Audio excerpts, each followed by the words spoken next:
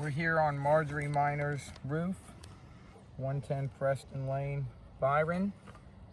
It took me longer than I wanted, but I spoke to you, I think, a week and a half ago about doing a repair video on the front here. And I just want to show in the video the damages up here. I know they said no damages on it, but we have here, and of course there's tons of hail damage, but just the wind, that can't be argued. Here as well, it's tarped. We have a picture of that before it's tarped. But we're gonna start by removing all the nails. This is the shingle we're taking out. Every shingle we're gonna manipulate is numbered. All of this stuff is separate. This is talking about the repair up there. It has nothing to do with the repair assessment here. Everything for us stops here. So we're gonna start by gently breaking the seal with this sharp flat bar. That's the best tool for roofing. We follow certain Teads guidelines of pulling the nail up, pushing the shingle down, and pulling it out.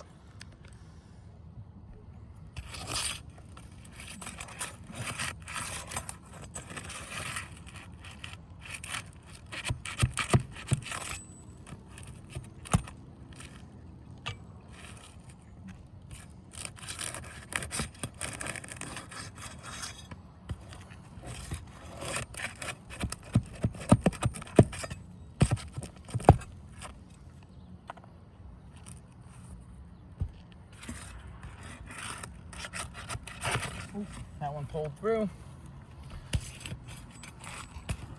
First pull through so far.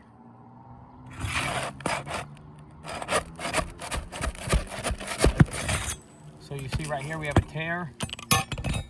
This just tore on that nail right there. So that is now broken. First failure. One shingle down. And there was nothing that could be done there. That was just to get the nail out. That nail's pulled through. Oh wait, the wrong part. That one's good. See, I didn't number all the way up. I should have numbered it a little bit further. Alright, that one came out nice. Gently break the seals.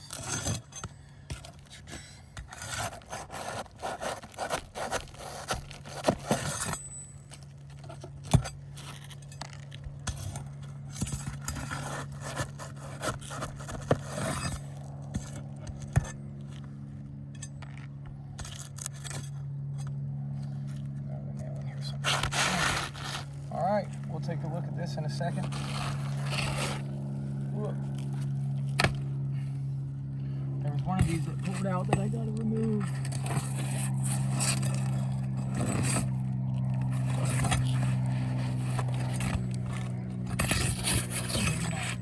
Grab this other shingle.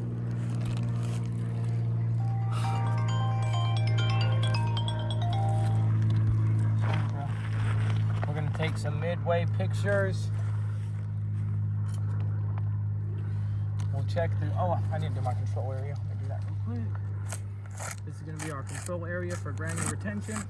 Let's do that at the beginning. Let me see that brush. Oh, right here. So where we haven't manipulated everything, you have no granules lost. We're gonna check it after just removing it. Of course, we haven't done the real manipulation of putting it back in. We're just gonna take a look at everything here.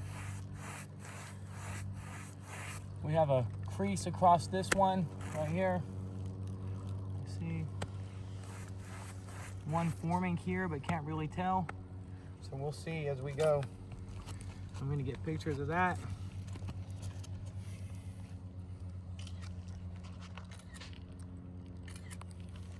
And then of this tear right here.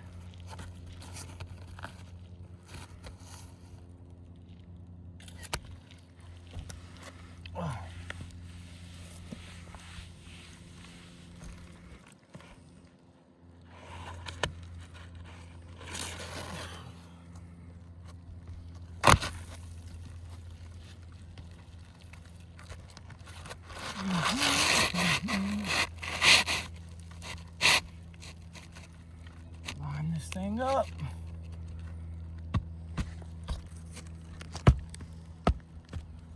We're gonna gently put this back in, and I'll show show you. I know everyone talks about angles. This is how far we're gonna pick it up. So whatever the heck angle that is, that's the angle. So I gotta get this hammer in here.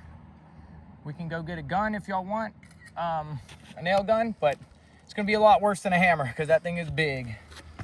It doesn't work. People say that it stops it, but it actually makes it worse because it's so big to get it up under that shingle. Yeet. All right, we're gonna start right here.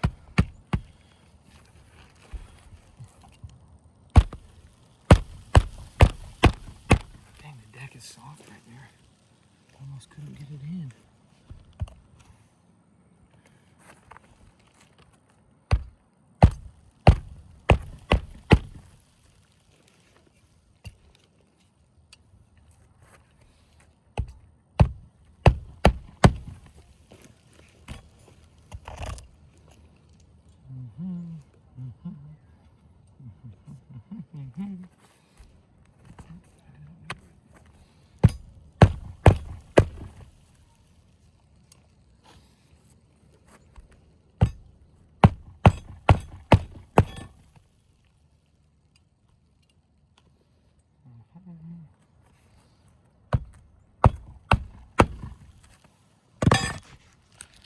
All right, we're gonna do granule retention again after picking those up.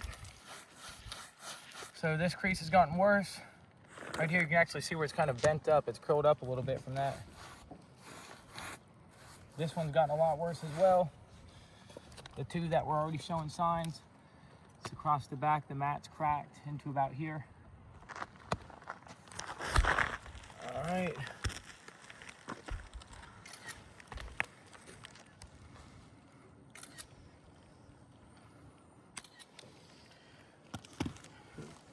Let me get some more of those nails.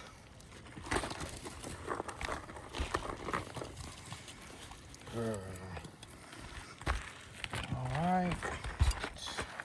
So we're gonna do the same thing up here as carefully as possible. The nail line's different here, so it's got to go a little bit further back.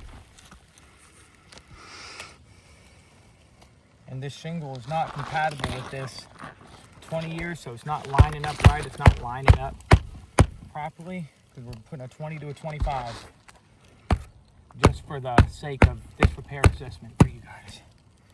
We would never do this outside of a situation like this.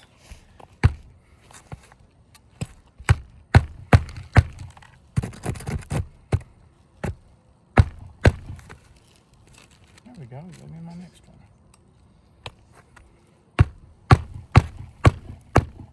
Got one more up on the ridge. Dang, that deck is struggling.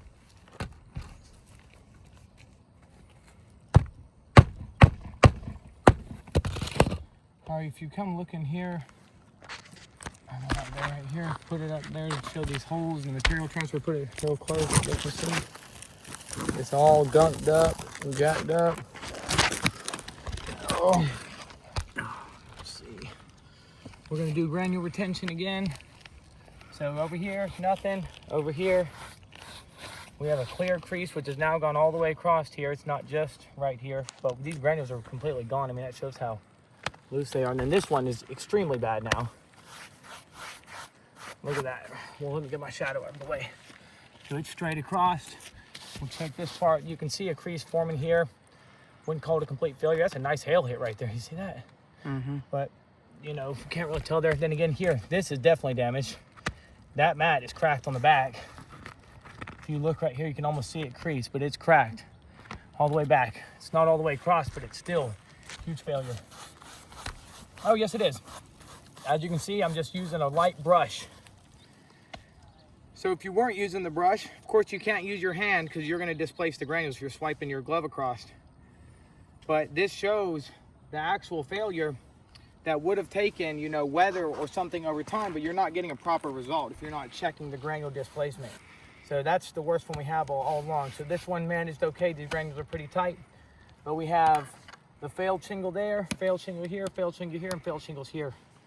Oh, yeah, and this one. I was getting them mixed up. So we have 4 different shingles right there, plus the mat transfer, all the excessive granule loss, all the other stuff that we've experienced. But I mean, you look at just this small shingle repair, look how many more we have to replace now. Imagine this one up here. You're gonna end up with 50 freaking shingles to do this.